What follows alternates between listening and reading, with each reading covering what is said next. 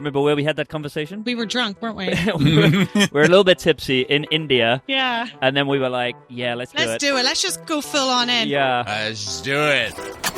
Welcome to Travel Matters, the official podcast of TBEX. Here are your hosts, the radio vagabond, Palabo, and TBEX CEO, Rick Calvert. Welcome back to Travel Matters. My name is Palabo, and beside me is Rick Calvert. Hey, Pally. And we have two guests with us in this one. Cazzy Magennis and Bradley Williams. Welcome to the podcast. Thank you. Thanks for having us. Yeah, thanks for having us. And welcome to TBEX. This is your first one, yeah? First one, yeah. First of many. And so this is your first travel conference, your first speaking gig, and your first time on a live podcast we established before. Today is a day of firsts. So this week has been a day of firsts. That's good. Yeah. But it's all about dreaming big and traveling far, isn't it? Oh, it is. Hey, I've heard that before. Yeah, that's the somewhere. name of your platform. Tell us about that. Yeah, so it's a blog, dreambigtravelfar.com, dreambigtravelfarblog.com. We started that back in 2016. Grew that over the last 6 years. 500,000 people a month now. Whoa. And we came here to hopefully learn a few extra things and keep that journey going. 500,000? How did you do that? What's the secret? Oh, I didn't do much. It was mostly Cazzy. I'll let her explain. No, I mean, it's just years of kind of constant learning, constant just trying new things and finding what works. Some things don't work, some things do work, and we found a formula now that works for us. And yeah, we're continuing to grow and we're really excited about it, but it's just trial and error, and you get inspiration from other people around you as well, which is great. And you can kind of... Is there a specific theme to your blog, or do you have a niche? Oh, we actually started out with a niche. I'm type 1 diabetic, so we started out with traveling with type 1 diabetes because I want to be the first female type 1 diabetic to travel to every country in the world. That's a mouthful to say. But yeah, so it started out like that. And then eventually it kind of just evolved into a couple's adventure travel blog. And we have content for over like 60 countries. And yeah, so. Yeah, I don't know if we have an exact niche. Anymore, It'd be more just couple, adventure, take on whatever, really. Yeah. We just. Driving tuk-tuks around Sri Lanka. Doing fan life, whatever it may be. Yeah. We change things up a lot, so. Are you chasing all the countries in the world? Are you going for 193? We want, we do. We're going to. You're chasing every country. Mm-hmm. That's news to you, Brad. Yeah. Are you coming? We actually, we heard about people doing this in a short space. I would rather do that. Yeah, a long time. Over a lifetime. I'll be 70, 80. Yeah, that's what I'm doing. Yeah, and we're not in a rush. I've said it out loud that I'm going for every country in the world. And if I don't get it when I'm 95 and I'm still 10 countries short, I can say, well, it's still my plan. I'd like to die in the last country. Wouldn't that be great? As an old man, just drag myself over the... But Mr. Palabo, you can't walk. I don't care. I'm going to do it. Just airlift you and drop you in.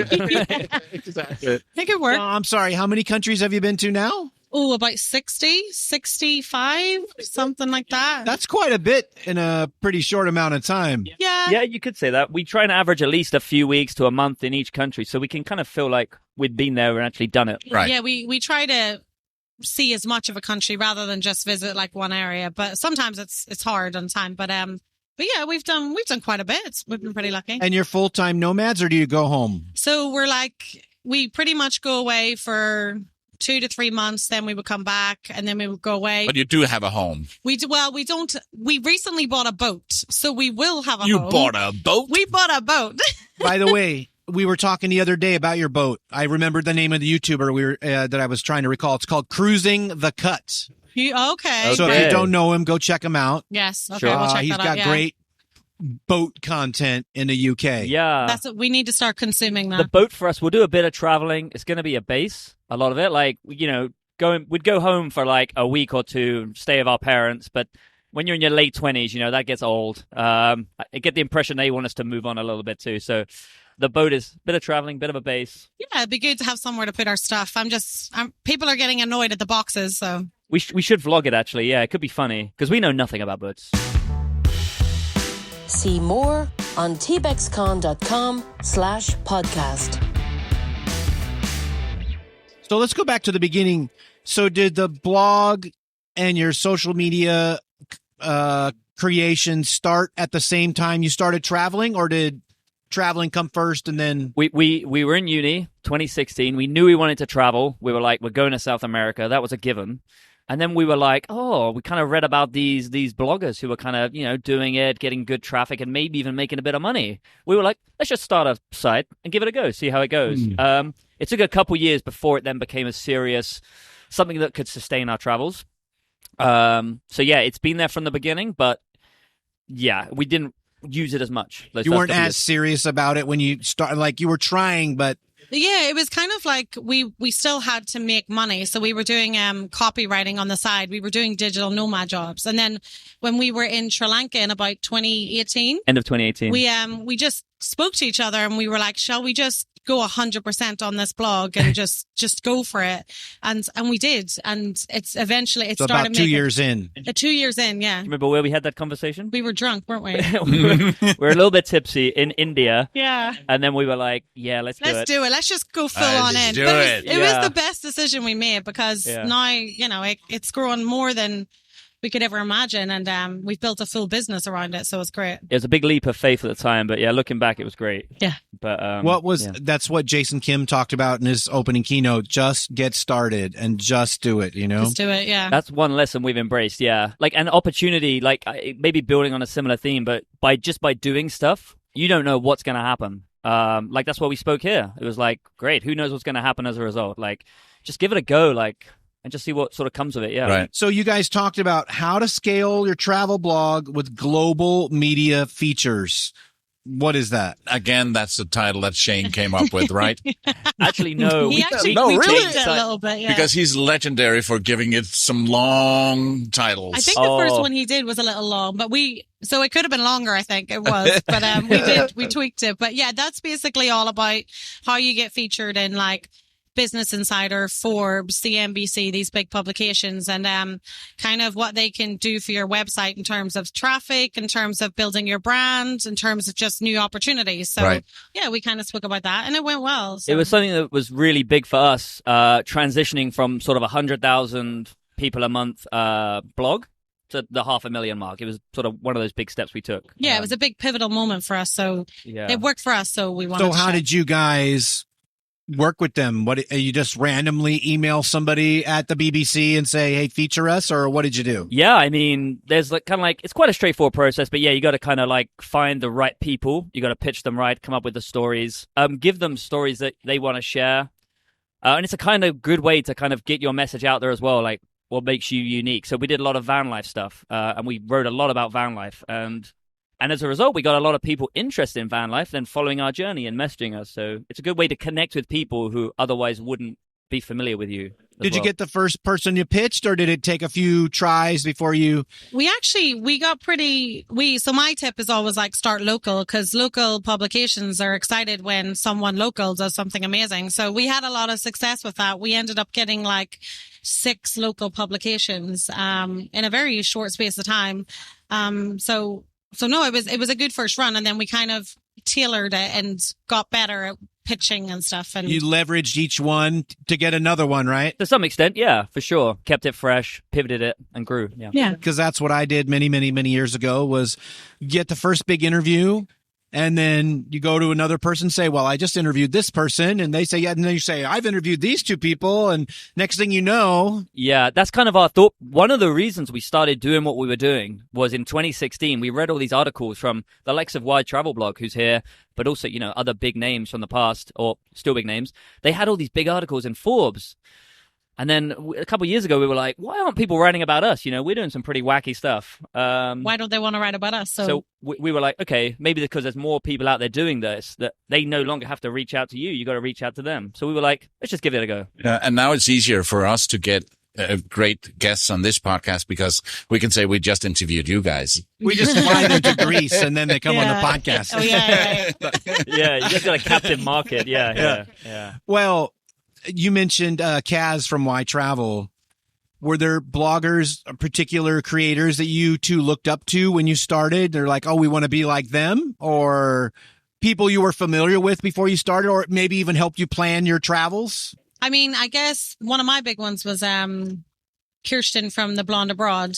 She was one of the people that I used to follow her travel blog, and I ended up guest writing for her as well at the start, which was really exciting for us. But yeah, she was like one of my OGs. I still have her, and I still like follow her travels, and she's big on Instagram now and stuff. But yeah, she would be my first. Obviously, you got Nomadic Matt and everyone, but Kirsten from Blonde Abroad was like my little inspiration.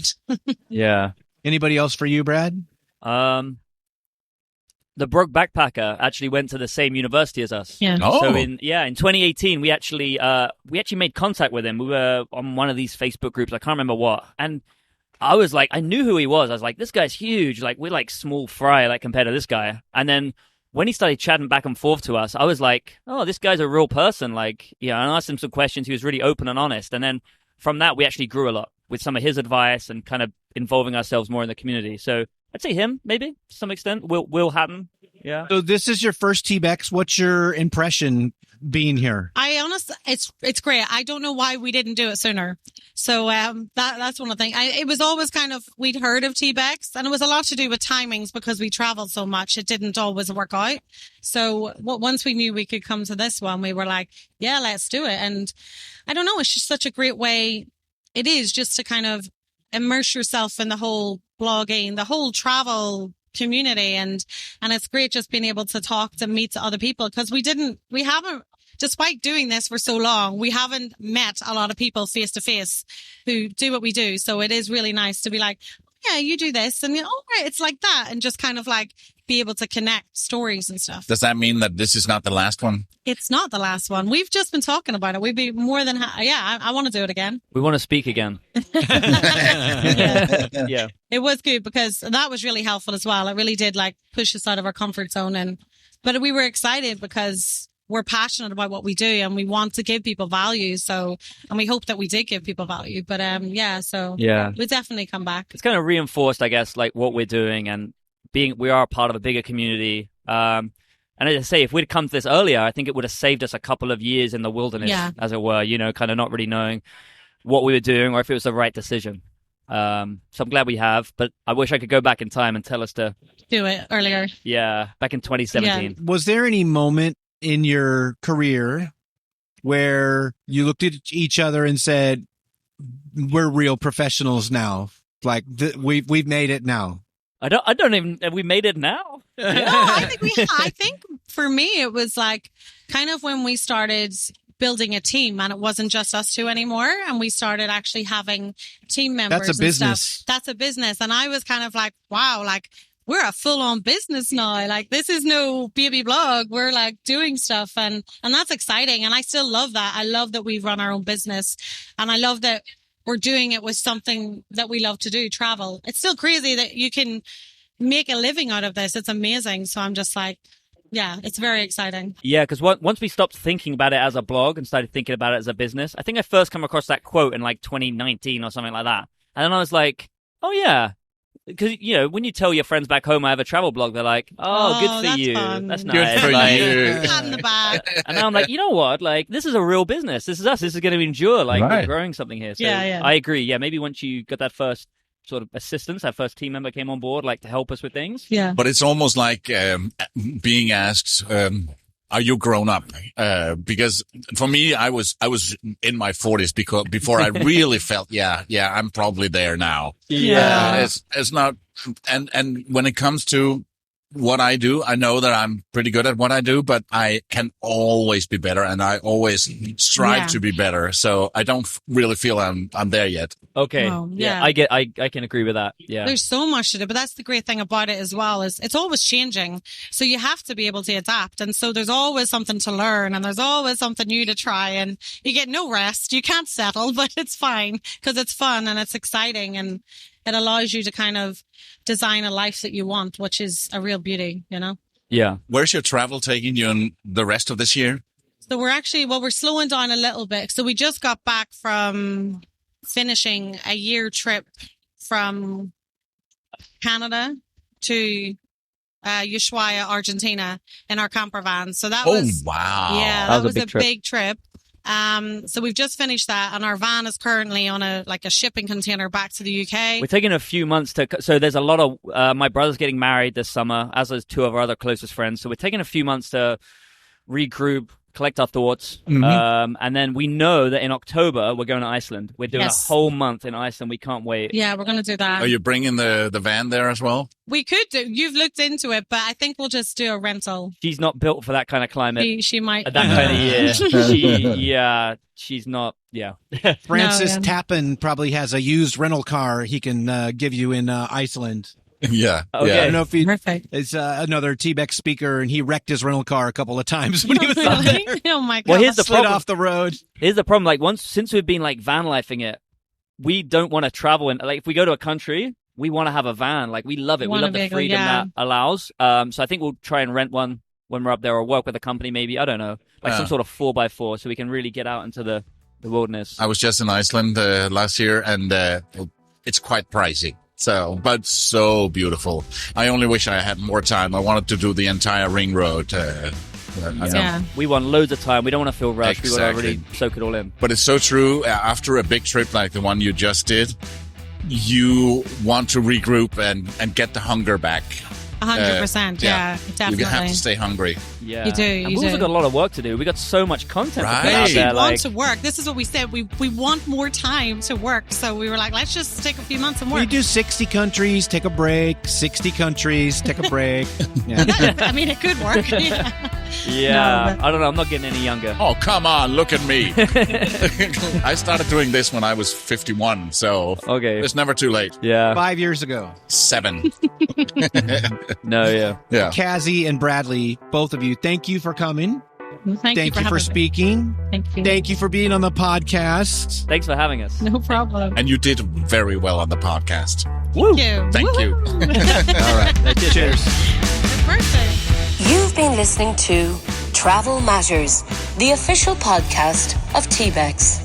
This episode of Travel Matters was hosted by TBEX CEO Rick Calvert and radio vagabond Palabo, and produced by radioguru.co.uk. See more about upcoming TBEX events on tbexcon.com. You can follow Palabo on theradiovagabond.com. Like pros. Oh, good. Once you get us talking, we don't shut up. That's why. It's like, We love to talk about ourselves. Doesn't everyone?